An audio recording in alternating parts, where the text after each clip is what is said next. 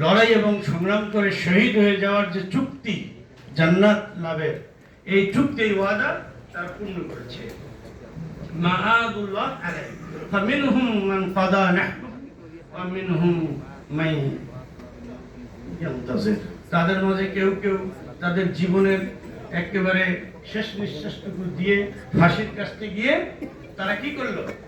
তারা তাদের এই কৃত ওয়াদা বাস্তবে রূপদান করলো। আর কিছু ভাই এখনো জেলখানার ভিতরে, যার জন্য আমরা কর্মসূচি ঘোষণা করেছি আগামী 18 তারিখ, জানেন তো? তারা জীবন দেওয়ার জন্য প্রস্তুত, আর আমরা তো আসি প্রস্তুত। আল্লাহ পাক রব্বুল আলামিন বলছেন যে এই গোষ্ঠীটা, এটাই হচ্ছে নির্যাতিত গোষ্ঠী। তাহলে আমরা আমাদের 1 থেকে 11 পর্যন্ত কত শতাব্দীতে সৃষ্টি হয় এরকম নেতৃবৃন্দকে আমরা আমাদের শহীদ করা হয়েছে, জেলখানায় পুড়ে আবার ফাঁসির মঞ্চে। সুতরাং এই দল যে আমরা, এর মাঝে কোনো সন্দেহ আছে? আমার সময় শেষের দিকে আমি তাহলে বলতে চাই, তাহলে আমাদের এখন করণীয়টা কি? আমরা কি করব? আল্লাহ পাক রব্বুল আলামিন বলেন যে জুলুম থেকে নিষ্কৃতির পর মাজলুমের প্রতি আল্লাহ পাক রব্বুল আলামিনের নির্দেশনা বা কর্মসূচি এটা কি?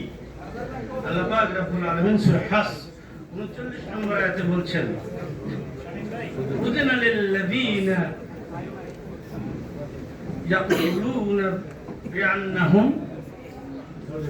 আল্লাহ পাক রব্বুল আলামিন বলছেন যে যাদের বিরুদ্ধে কাফেররা বা জালেমরা এতদিন লড়াই সংগ্রাম যুদ্ধ করেছে, আজকে সেই মাজলুমদেরকে আল্লাহ পাক রব্বুল আলামিন এই পরিবর্তিত পরিস্থিতি পরিবর্তনের পর আল্লাহ পাক রব্বুল আলামিন তাদেরকে পাতল লড়াই এবং সংগ্রামের হুকুম দিয়ে দিলেন। আল্লাহ পাক রব্বুল আলামিন বললেন যে আমি বুঝে না, হুকুম দিয়ে দিলাম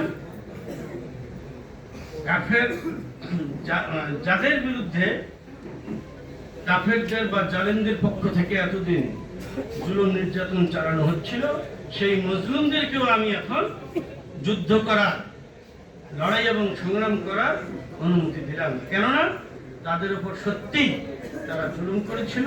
আর নিঃসন্দেহে আল্লাহ পাক রব্বুল আলামিন বলছেন যে ইন্নাল্লাহা আলা নাসরিহিম লাকাদির। আল্লাহ পাক রব্বুল আলামিন এই মুমিনদেরকে সাহায্য করতে পরিপূর্ণভাবে সক্ষমতা রাখে। সুতরাং এই আয়াতে কারিমায় যে হুকুমটা দেওয়া হলো, এটা একটা বিপজ্জনক কথা। বিপজ্জনক কথা মানে এই পরিবেশ পরিষ্কার, রাস্তাপথ পরিষ্কার, জঞ্জাল দূরীভূত হয়ে গেছে, এরপর আল্লাহ পাক রব্বুল আলামিন এই কর্মসূচিটা কিন্তু আমাদেরকে দিলেন। বিষয়টা খুব খেয়াল করে বুঝতে হবে।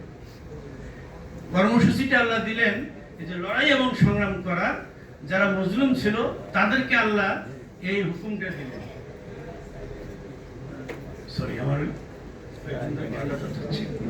তো এরকম একটা বিষয় আমরা দেখতে পাই, রাসূলুল্লাহ সাল্লাল্লাহু আলাইহি ওয়াসাল্লাম যখন মক্কা থেকে হিজরত করে মদিনায় গেলেন, তখন একটা আয়াতে কারিমা নাযিল হয়েছিল। সেখানে কি বলা হয়েছিল? ওয়াজাহিদু ফিল্লাহি হাক্কা জিহাদি হুয়া ইজতাবাক।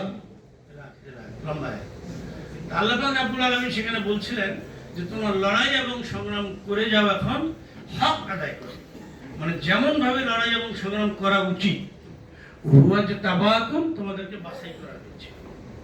ওমা জাআলা আলাইকুম ফিদ-দীনি মিন হারাজ মিল্লাতা আবিকুম ইব্রাহিম। তো এখানে যে কথাটা বলা হলো, এই আয়াতে কারিমা নাযিলের পর স্বাভাবিকভাবে একটু মনে প্রশ্ন আসে যে এতদিন তাহলে কি করলাম? এই যে 13 বছর কাটায় আসলাম, পরিবার ছেড়ে আসলাম, ধন সম্পদ ছেড়ে আসলাম, বন্ধু বান্ধব আত্মীয় স্বজন ছেড়ে আসলাম, এটা কি জিহাদ হয়নি? আল্লাহ বলছেন যে ওয়াজাহিদু ফিল্লাহি হাক্কা জিহাদি। আপনারা লক্ষ্য করবেন মহাগ্রন্থ আল কোরআনের যত জায়গায় জিহাদ শব্দটা এসেছে, সব জায়গায় আল জিহাদ ফি সাবিলিল্লাহ এই শব্দটা এসেছে। এই একটি মাত্র জায়গা যেখানে এসেছে ওয়াজাহিদু ফিল্লাহ, মানে জিহাদ করো, লড়াই এবং সংগ্রাম করে যাও তোমরা একমাত্র আল্লাহর জন্য।